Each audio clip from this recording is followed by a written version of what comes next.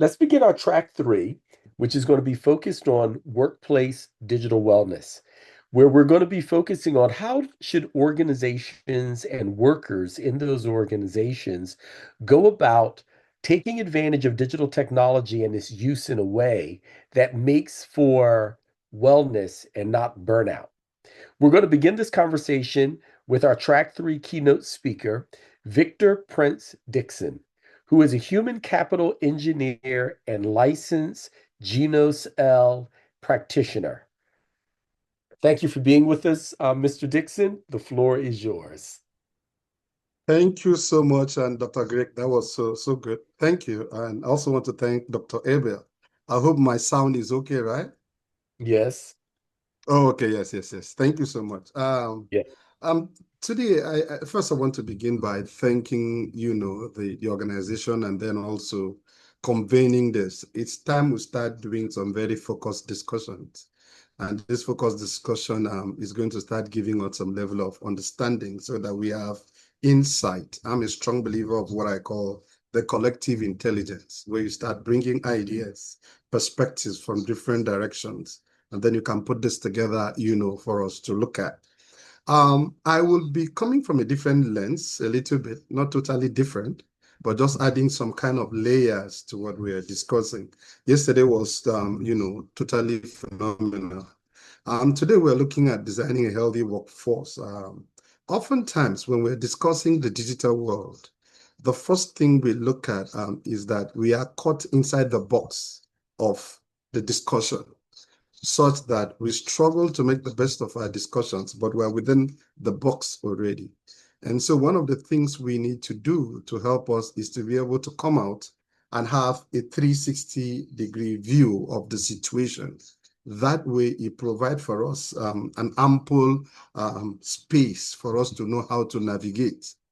When you're discussing digital, health, oftentimes we begin by discussing what already exists within the digital world and then how best to engage it. Now, that perspective, that approach and model weakens that approach. I think it is better first we take the step back. And what do I mean?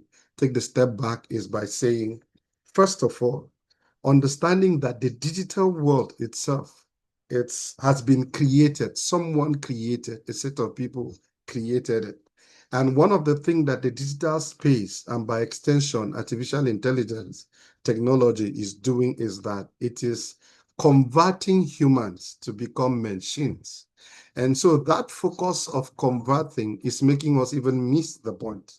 So there is first the need to come out from being what you may call victim of the advancement to start seeing how to become human first. Because by my work, one of the first things I've learned is that oftentimes a lot of people come into technology and the digital space from the place of reaction. That means is that people who are going through loneliness offline, trying to come online to find connections. Those who are finding meanings, they are struggling with meaning offline, come online to find meanings. So oftentimes, the challenge of that engagement, which is what I think Tosin made some allusion to, reference to yesterday, is that we are trying to solve a problem where majority of the people engaged in the process are already victim of the pressure, victim of the force is already on. So we're already caught up in, look, you have to be part of the digital world. Your life has been designed already to encompass the digital world. So at the end of the day, it's like you are already in the water, submerged. You're struggling to find a meaning. So for me, I prefer to take a step back and understand that the first thing we must never forget is that first we're humans. We cannot forget our humanity.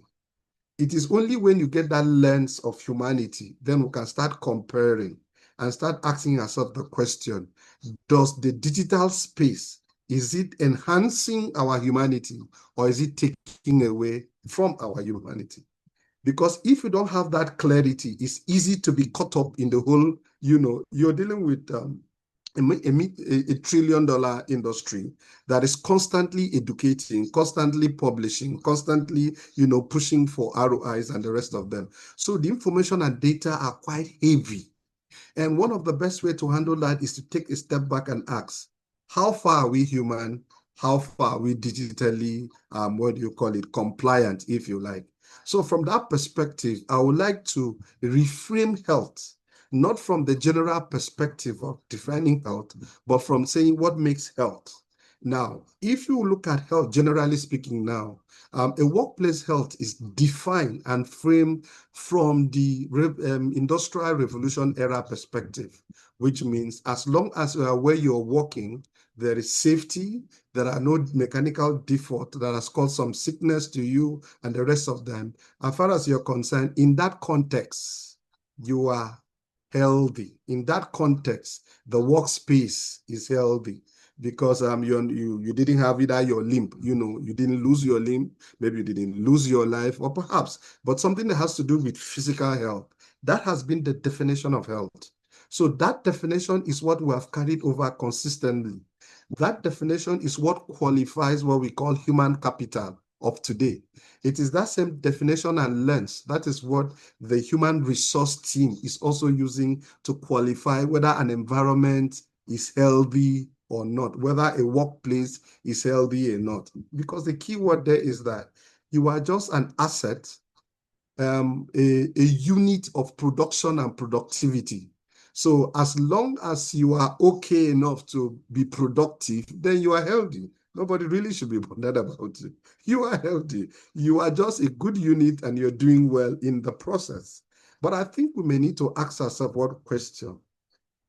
Why is it that the more people seems to be working, the more people tend to be growing, even in the organizations? Sometimes they get to a point where they start questioning, what are they really doing?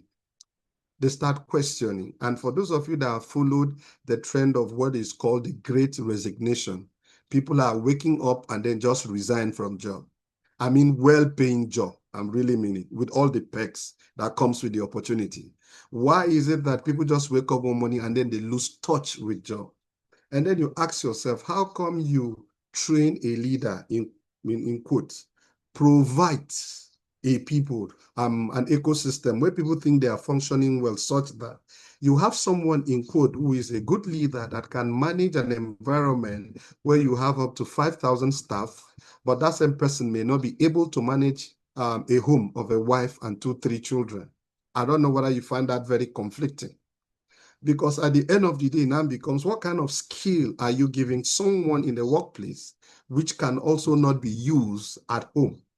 Because these are questions that the more you start asking, the more you start wondering, are we really growing in terms of growth? Or is it the ROI and the scaling that are increasing? The organization is increasing, but entirely the human being within the environment also is not growing. It is when you start asking this question that then we have to now reframe what exactly is health? What exactly is a workplace health? That also we now know how best to integrate that with technology and the digital space. So I laid that foundation just so that I could say this. These are the 4 pillars first that I think that should constitute health. It is only on and with these 4 pillars that we can start engaging, comparing, and evaluating the ecosystem that provides it.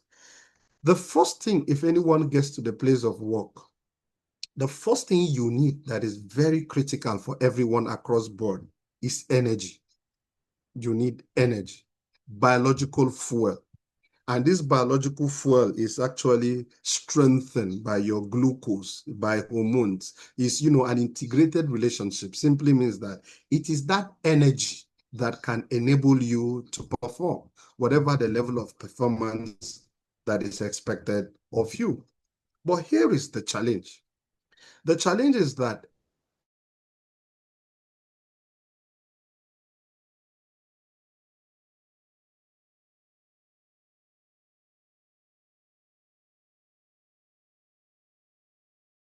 by implication is that at the end of the day, it simply means that if you're not healthy enough, if you don't have enough energy, you may not be able to function very well in the place of work.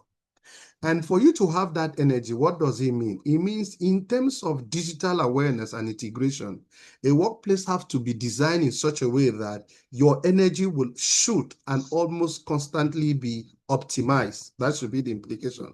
Should and constantly be optimized.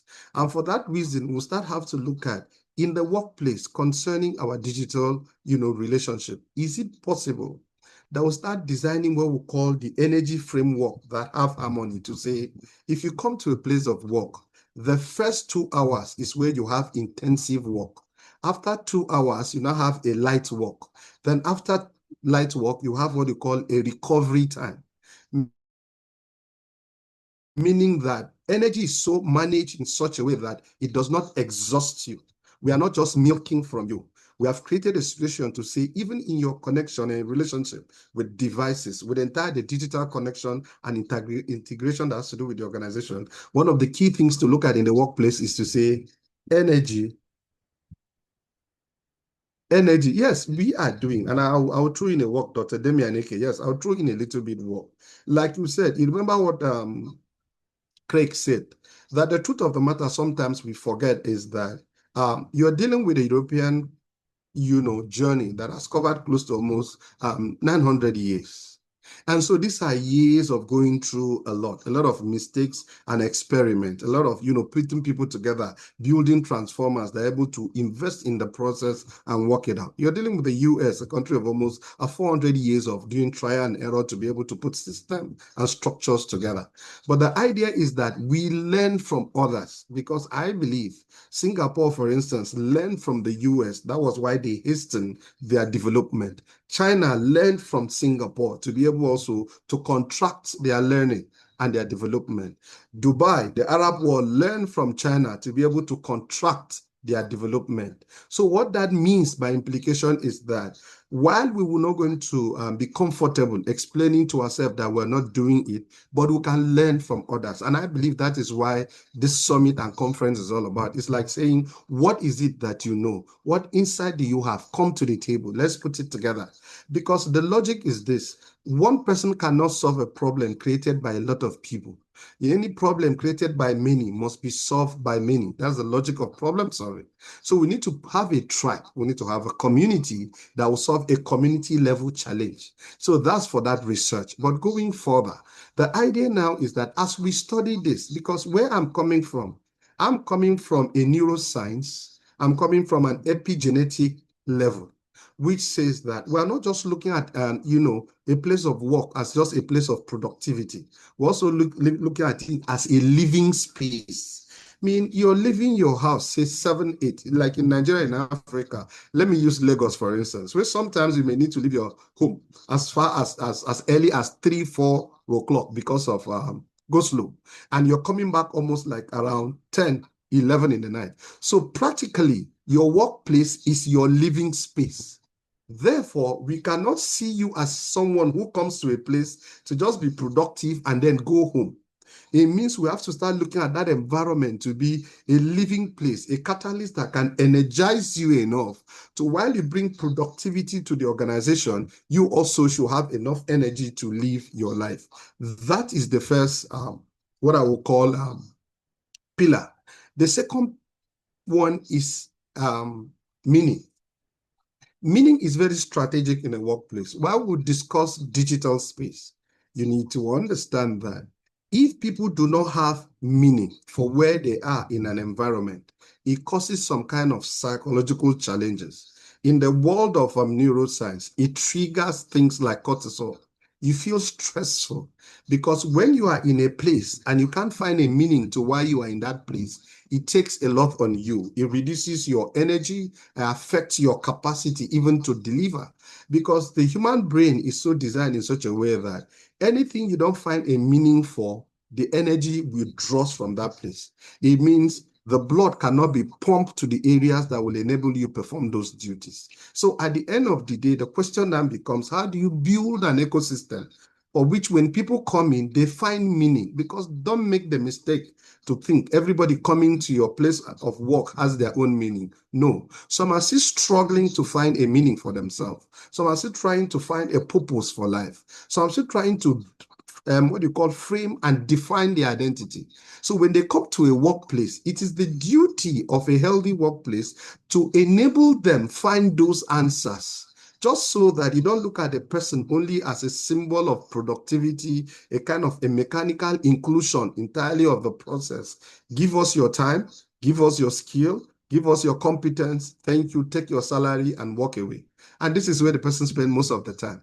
So it is necessary that the ecosystem start begin to ask in a workplace, is there a way, either through communication? Because you see, you cannot just communicate meaning. People must experience meaning in an ecosystem that comes with it. They must feel that they are counted. They are being counted in the place of work, either through their contributions, also through how you relate them. That is the second pillar. The third pillar is safety. Now, people can find meaning, but they don't feel safe enough to disagree with you. They don't feel safe enough to bring a perspective that is different. They don't feel safe enough to tell you that the model and the strategy that we are deploying really might not make sense. So at the end of the day, it still affects a safe workplace. And then lastly, growth. Oftentimes, most people and most organizations prepare for organizational growth, but they don't prepare for the individuals who work there. Now, collectively, how does this affect? When you put these four pillars together, it affects how you deliver work. Then it affects how you integrate with the digital space. Like I said earlier on, anytime you're having the challenge of meaning, the challenge of energy, the challenge of growth, and the challenge of safety, how you relate to the digital space is entirely different. Because at that level, you're looking at the digital space as almost like a drop. You're trying to fill up a space that is missing somewhere. And so until we come from that biological human-centered perspective to health, then it becomes difficult for us to know what we are comparing. Otherwise, we may make the mistake of comparing apples, with oranges. But when we get to understand that we're coming from a human angle, then the comparison with the digital space become real and become practical, and then it will give us some laser focus. I have explored this more in this book, Designing a Healthy Workplace. I think I've sent a link to Olobade. I think you can drop it there for those who really want to go deeper to understand the epigenetics of the entire process of understanding health and how best to, engage with the digital world. Thank you, Greg, for the opportunity. Okay, very nice. Thank you so much for that, Mr. Dickson. And we'll actually, if we get that link, we'll put the link into the chat, and we'll also make a note when we send a follow-up communication from the summit to also let people know about the availability of this book. I really appreciated the points you made about meaning, energy, and growth. That really resonates. So thank you very much for that.